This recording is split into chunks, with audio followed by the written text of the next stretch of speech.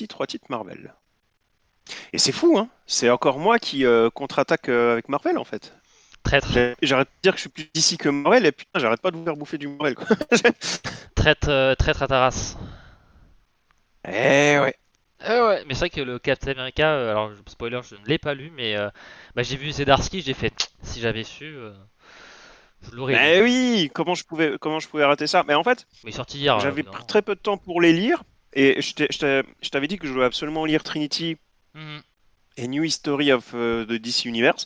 Bah finalement, par manque de temps, j'ai pas pu les lire, quoi. Alors que clairement, je t'avais dit que je voulais absolument les lire, quoi, mais Bah ça tombe bien parce que moi raté. j'ai lu que du DC. Et toi que du Marvel, j'ai l'impression. Ouais, c'est ça. Bah Ça se voilà, complète bien. Civil War, allez hop. Eh Ça bien, a l'air super, ça, sérieux. oui, tout à fait. J'avais vu. Alors, New History of the DC Universe. Je sais pas pourquoi j'ai pris cette voix, mais je trouve que c'était bien à propos. Euh, qui, ben, comme son nom l'indique, se veut être un petit peu le récit de ben, qu'est-ce qui s'est passé dans l'univers d'ici. Hein, vraiment en termes. Prendre ça limite comme un peu une encyclopédie historique. Alors qui, pour le coup, a une justification dans l'univers d'ici, parce que c'est Barry Allen qui l'écrit en mode j'ai vu le multivers, je sais ce qui se passe. Donc voilà. Et on profite voilà, de ce prétexte pour bah, nous raconter la formation de l'univers, de la Terre, de ce qui se passe dans le truc cosmique et tout ça. Donc c'est écrit par Mark Waid et Dave Wilgoss. Wilgosh, je sais pas comment ça se prononce, et illustré par John Callis, Matt Herms, Jerry Ordway et Todd Nook. Nauk. Nook. Bref, et bien ma foi, j'avais lu voilà quelques planches preview. Snoke, c'est pas le connard dans Star Wars? Snoke, Ah non, c'est c'est Snoke. c'est Ouais, Snoke. Mais on exact. n'est pas loin, on n'est pas loin. J'avais lu quelques planches preview, je crois, voilà, chez nos collègues concurrents Comics Blog, il me semble. Et ça m'avait un petit peu, ça avait piqué ma curiosité.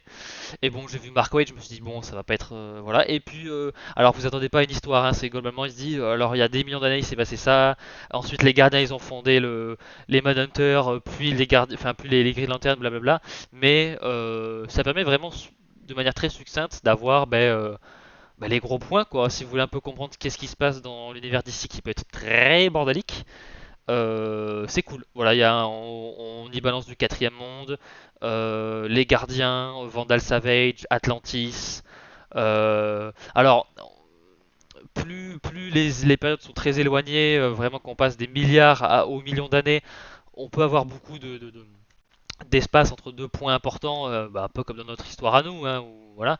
Mais plus on se rapproche bah, de notre époque, dès qu'on arrive au 19e siècle, et alors dès qu'on arrive début 20e avec la Seconde Guerre mondiale et compagnie, on a vraiment beaucoup de choses, enfin beaucoup de choses qui se passent en même moment, hein, parce que c'est à peu près là qu'on a commencé les publications, donc ça coïncide avec dans l'univers d'ici avec l'apparition des héros, blablabla. Donc voilà, c'est vraiment au début très succinct parce que ben voilà, c'est des événements très très éloignés et puis c'est vraiment oui, Isaiah est devenu le haut-père, Uxas est devenu Darkseid, etc.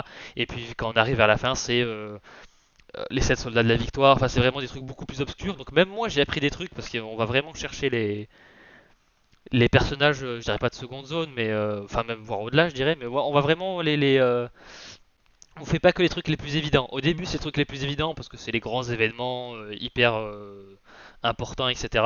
Mais ouais, quand on arrive sur la Seconde Guerre mondiale, on a vraiment toutes les histoires d'équipes possibles et imaginables qui ont été publiées à l'époque. Alors soit qui ont été publiées à l'époque, soit qui ont été publiées plus tard, mais rétroactivement faisaient partie de la Seconde Guerre mondiale. Donc c'est vraiment on reprend tout et on l'explique voilà avec des beaux dessins.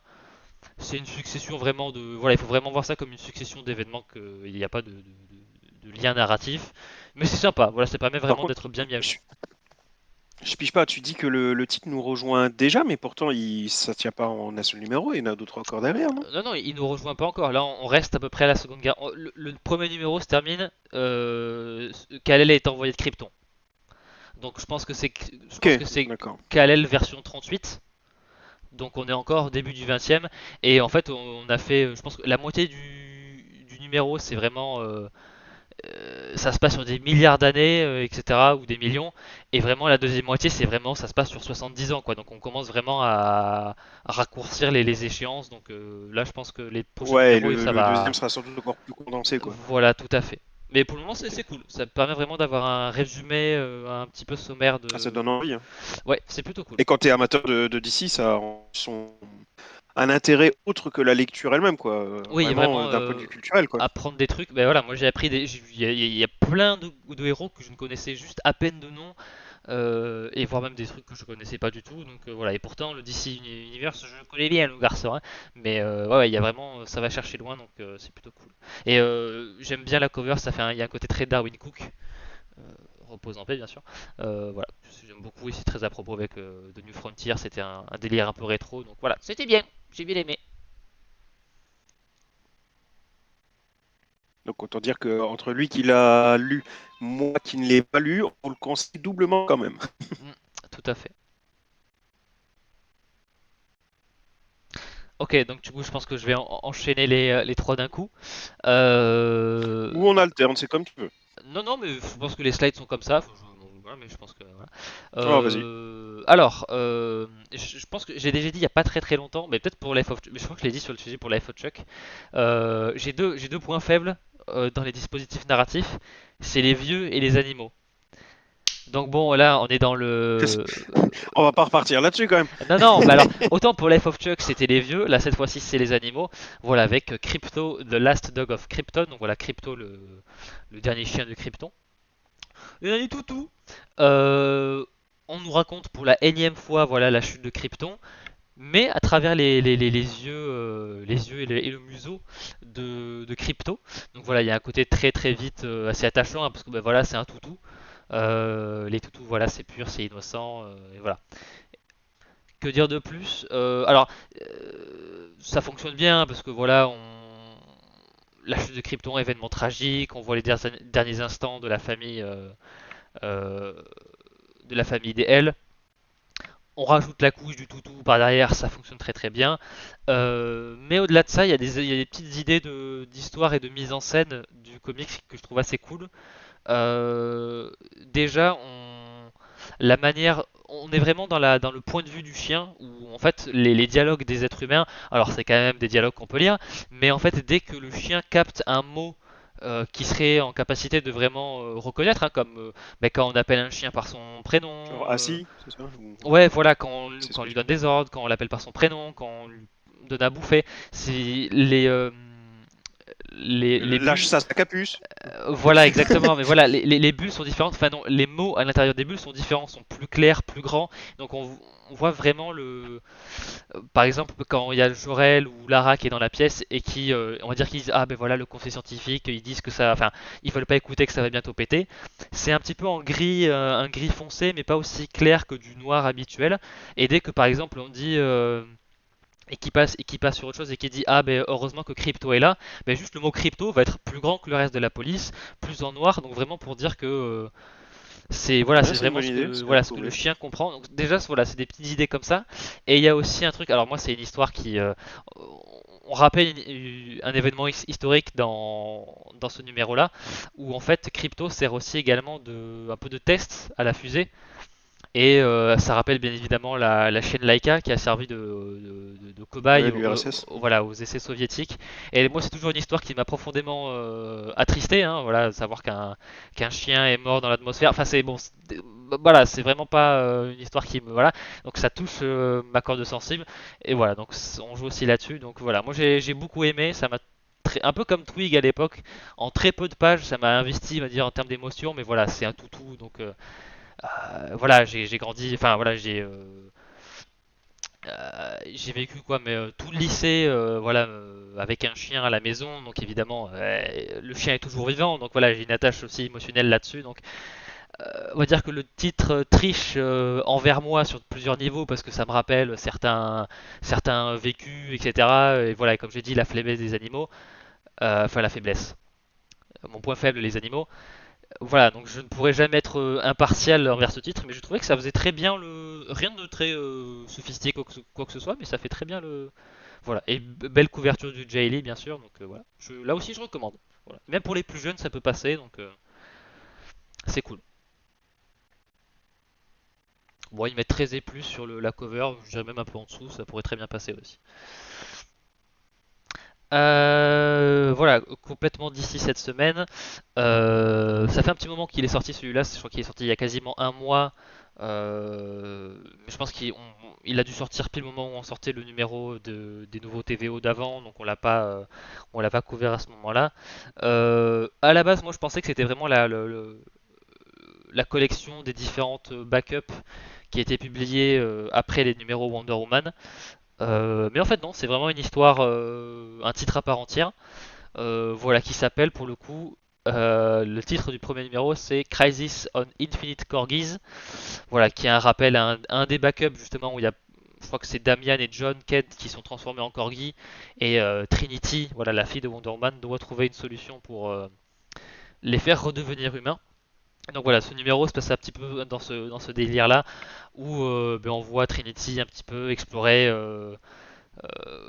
certaines époques, notamment ben voilà, pour trouver une solution à ce problème de Corgi, et ça va l'amener à rencontrer diverses versions d'elle-même, etc. Ah, aussi à rencontrer Paria, voilà, le personnage de Crisis on Infinite Earth. Donc voilà, d'où le jeu de mots avec les corgis. Donc voilà, pour le moment c'est plutôt mignon. Bah voilà, évidemment, on met en scène une petite fille qui a genre 7-8 ans en déguisement. Enfin voilà, c'est tout mignon, c'est petit. Voilà, donc je sais pas trop où ils vont aller avec cette histoire-là. Mais bon, pourquoi pas. C'était plutôt agréable. C'est bien dessiné, ça se lit plutôt vite. Alors évidemment, Tom King ne peut pas s'en empêcher. C'est une chronologie non linéaire, hein, évidemment, sinon c'est pas marrant. Donc voilà, mais ça reste assez bien compréhensible, pardon. Donc voilà, sympathique. Là aussi, je pense que pour les petites, enfin pour les petites, pour les filles assez un peu plus jeunes, autour de la dizaine d'années, je pense que ça peut tout à fait faire le taf, mais même pour Ah, si les c'est vieux comme que nous, hein. sympathique, c'est dommage. J'aurais attendu plus que juste sympathique. Bon, après, ça fait qu'un numéro, faut voir par Ouais, la suite. c'est qu'un numéro, et je pense que après, je pense que c'est parce que si c'est pas vraiment du Tom King habituel, où j'ai toujours l'impression de voir toute la misère du monde dans les premiers numéros Tom King. Là, on est vraiment pas du tout sur le même ton. Donc peut-être que c'est ça aussi qui fait me dire oui, oui, c'est plus léger. Il n'y a pas vraiment de mise en place d'enjeux très très sérieux, etc. Donc à voir où ça va aller. Mais je pense pas que ça va aller dans des trucs hyper épiques ou quoi que ce soit. Enfin, peut-être que si, hein, mais c'est pas ce que nous dit le premier numéro. Mais sympa Ok. quand même.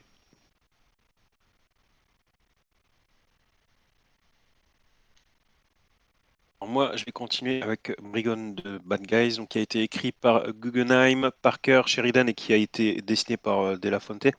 Alors, tu as finalement deux points communs parmi tous les titres du Brigand de Bad Guys. Donc, Guggenheim, qui sera à chaque fois sur tous les scénarios, qui est un peu le chef d'orchestre de cette série de one-shot, et Libermejo qui s'occupe donc des covers de chacun des one-shots. Pour le reste, tous les membres de des différentes équipes créatives changent systématiquement. Donc, Brigand Bad Guys, c'est quoi? Donc, on en avait déjà parlé. Donc, il s'agit de 7 one-shots donc qui représente 7 stand-alone qui tiennent vraiment tout seuls, mais avec tout de même fil conducteur, un fil rouge, donc géré par notre ami Guggenheim, comme je viens de vous l'expliquer, pour quand même présenter une histoire un peu plus quand même globale. Donc la semaine dernière, enfin la dernière fois plutôt, on a fait donc Brigand de Bad Guys Doom, qui servait donc de one shot autour de Doom, mais aussi donc d'introduction par rapport à cette histoire. Et donc là, cette fois, c'est autour du Bouffon Vert. Le titre est vraiment bon. J'ai beaucoup aimé. Je pense que je l'ai préféré à celui sur Doom, alors que globalement, je préfère pas le Green Goblin à Doom. Mais voilà, pour le coup, c'était vraiment très chouette. Alors déjà, les dessins sont vraiment, vraiment très bons. Il y a vraiment rien à redire là-dessus. Je vous ai même mis quelques images, alors que d'ordinaire, je le fais pas forcément. mais quand ça me marque, c'est vrai que je l'aimais. Là, ici, que ce soit Norman Osborn, le découpage ou même en termes, on va dire, d'imagination, d'inventivité, je trouve ça pas mal du tout. C'est pas que c'est du jamais vu, mais c'est clairement très, très, très bien mis en scène. C'est une très bonne idée. Euh, on a même quelques planches, alors là, je les ai pas mises, mais on a même quelques planches où le bouffon vert, en fait, entre dans une maison pour assassiner quelqu'un. Et on bascule du coup dans un style de vue type de jeu vidéo FPS. C'est énorme, ça passe super bien. C'est une excellente idée qui collait, je trouvais, très très très bien au contexte. Donc tu as comme ça de très très bonnes choses. La casa, je la trouve encore une fois superbe. Je me demande si elle n'était pas en pleine page, celle-là, je sais plus. Faudrait que je regarde, je me souviens plus. Bonsoir Matt. Euh, Bonsoir, Matt. Niveau scénario, donc encore une fois, oui, il peut être comme étant un one-shot à part entière. C'est un excellent numéro donc, qui se focalise sur Norman, son pétage de plomb, mais aussi à travers quelques cases plutôt bien placées. Tu vois aussi sa relation avec son fils, avec Spider-Man, etc.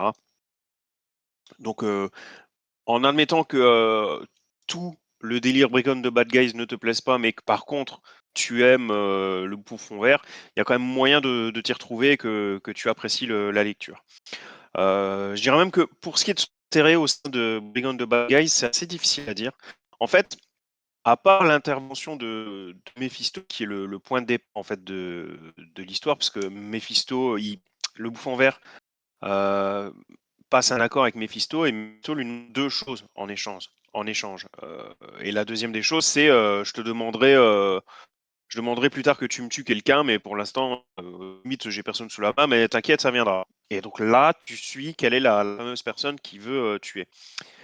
Euh, et au-delà de ça, tu n'as rien de lien avec Brigand de Bad Guy. Du coup, le fil rouge n'est pas si clair que ça dans ce titre. Après, les auteurs sont même parfaitement au courant, parce que le synopsis joue là-dessus, justement.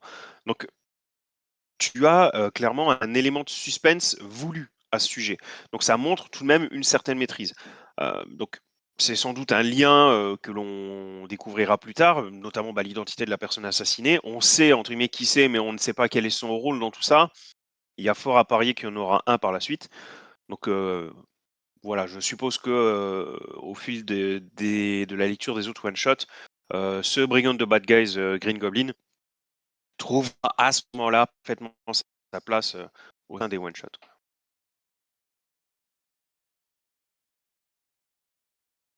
Ah, Cover a sauté.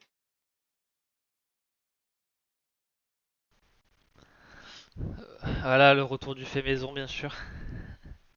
C'est dommage parce qu'elle déchire quand même. Donc, Ouais, ouais, ouais, mais en plus, je crois que je l'avais vu. c'est vrai? C'est pas notre faute. Oui, oui, oui, oui, Michael Madsen, ah oui. Alors, par contre, tu commences un petit peu à bugger. Pour le moment, c'est gérable. Enfin, c'est gérable, c'est pas Ah, trop. Ça va, je veux dire, pour le moment, on comprend bien, mais voilà, je préfère prévenir. Oui, et Jim Shooter, c'est vrai, là, en ce moment. Grand. Comment on appelle ça? C'est pas des éditeurs en français, mais grand. Si, oui, un des grands noms de Marvel des années oui, 80, Jim Shooter aussi, oui, bien sûr. 70. Après, c'est vrai que Michael Madsen, vous le savez, hein, moi, c'est vrai que j'adore Réservoir notamment Dog. Reservoir Dogs, donc oui, Eh oui, ça me fait quelque chose. Ouais. tout à fait. Bon, pour l'instant, j'arrive pas à remettre en grand, donc écoute, on va continuer comme ça, et puis je mettrai en grand plus tard. Alors, Ah, c'est bon, là, tu clairement, peux y c'est aller. un titre que j'attendais de pied ferme par rapport à l'équipe créative, hein. C'est vrai que Chips Darsky, ça me donnait bien envie, et Valerio Chitti, je connaissais pas forcément, mais j'avais un peu regardé sur Internet, ça donnait envie. Donc c'est vrai que c'est un titre que j'attendais vraiment beaucoup. Et ce qui était intriguant, c'est que en plus la preview, le synopsis, on va dire, dévoilé par Marvel, franchement, il t'aidait pas beaucoup. Donc du coup, c'était on va dire d'autant plus intriguant. Bon, j'ai pas été déçu. Déjà niveau dessin, franchement, il n'y a rien à dire. J'aime beaucoup le style de Valerio Chitti. C'était vraiment vraiment chouette. C'est du très bon. Les émotions sont bien retranscrites et les scènes flashback dégagent clairement quelque chose. Donc sur ce point-là, vraiment rien à redire. C'était très très cool. Niveau scénario, encore une fois, dans le synopsis, on nous disait pas grand-chose, mais par contre, on nous disait, je cite, une nouvelle ère. Donc quand on se dit comme ça, souvent, on va dire oui, c'est toi, c'est ça, fous-toi de ma gueule. Bah là, je me dis qu'il y a peut-être moyen. Franchement, alors on va pas le dire trop, mais moyen. C'était bien écrit, il y avait de sacrées surprises, il y a de belles réflexions, notamment sur les Nations Unies. Il y avait un Captain America droit et plein d'espoir. Enfin, clairement, le lion du Captain America que j'adore. Franchement, j'ai beaucoup aimé ce premier numéro. Donc, nouvelle ère, je sais pas trop, mais ouais, il y a moyen. Donc, Chip, s'il te plaît, t'es gentil. Franchement, je crois que tu tiens quelque chose là. Donc, ne merde pas tout de suite. Franchement, Thank you, Chief, for watching the j'ai- stream, obviously. yeah, thank you so much. You did a really good job. I appreciate, bro. Donc, ouais, franchement, ouais, j'ai hâte de lire la suite. C'était pas dire une très bonne surprise parce que, encore une fois, voilà, on le surveillait de près, on l'attendait. Donc, le mot surprise, c'est pas une surprise. Par contre, c'était, ah oui, une excellente lecture. J'ai hâte de voir la suite.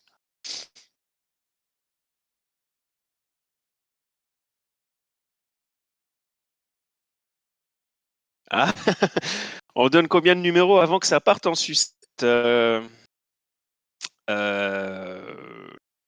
Non, je peux pas, je serais dégoûté. C'était ce qui Non, s'est passé on va sur voir, Batman, on va hein. voir. Son Batman était très bien reçu au début et puis les fans se sont retournés contre lui. Mais bon, en même temps, c'est Batman, les attentes sont toujours assez Ouais, et démesurées, puis quoi. après, j'ai envie de dire, c'est souvent comme ça quand tu commences à être trop longtemps sur une série, hein. Enfin, je veux dire, finalement, même Snyder sur Batman, hein, c'est Oui, exactement ce qui s'est passé, c'est hein. parti en couille au bout d'un Donc, moment, bon. ouais. Giant Size Edge of Apocalypse. Donc, pour rappel, ce principe des Giant Size, donc c'est notre ami Kamala qui voyage à travers le temps et particulièrement à travers les 5 grands moments de l'univers des X-Men. Donc on a déjà vu 2 numéros donc, qui étaient le X-Men datant de 1975 et la partie autour du Phénix Noir. Donc ça, c'était les 2 premiers numéros. Dès ce moment-là, les 2 premiers numéros étaient dessinés et écrits par pas mal d'auteurs, d'où l'appellation collectif d'auteurs, parce que sinon ça te fait une liste comme as. Là, c'est le même principe. Collectif d'auteurs, ça va être quand même plus simple. Concernant le numéro en lui-même, je dois bien avouer que j'ai eu un peu de mal cette fois. Alors pas avec les dessins qui sont pas mal du tout, mais plus avec le scénario. En fait, moi, je me suis senti quand même moins impliqué que pour les 2 premiers titres. Mais je pense que je sais pourquoi. Il faut savoir que je sais pas, si, bah, c'est sans doute le hasard, mais le hasard a fait que les 2 premiers numéros touchaient des périodes quand même que je maîtrisais pas mal. Le X-Men de 75, je le connaissais par cœur. C'était je dirais même une partie des X-Men que j'avais même étudié. Je dirais même que lors d'une formation en anglais, j'avais fait, une présentation orale à ce sujet. C'était pas rien, j'avais vraiment bossé mon sujet.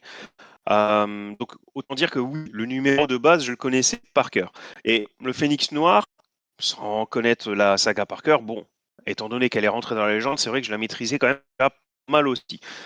Par contre, Edge of Apocalypse, c'est pas une période que je maîtrise. Ça, je dois bien l'avouer. Et résultat, bah, non seulement j'ai pas été transporté comme les autres titres, mais en plus, c'est vrai que j'ai moins ressenti le besoin, disons, de l'étudier. J'ai même moins vu tout simplement les easter eggs, les références. Donc, c'est vrai que du coup, c'est un peu difficile de vous dire si c'est véritablement le numéro qui a un problème ou pas. C'est peut-être tout simplement moi qui n'avais pas les connaissances nécessaires. Mais dans tous les cas, ça me permet de souligner un point important. C'est que pour cette de one shot, le plaisir est quand même surtout présent si tu connais le titre originel. Si tu le connais pas, tu es plus là en touriste, j'ai envie de dire, un peu comme moi là je viens de le ressentir.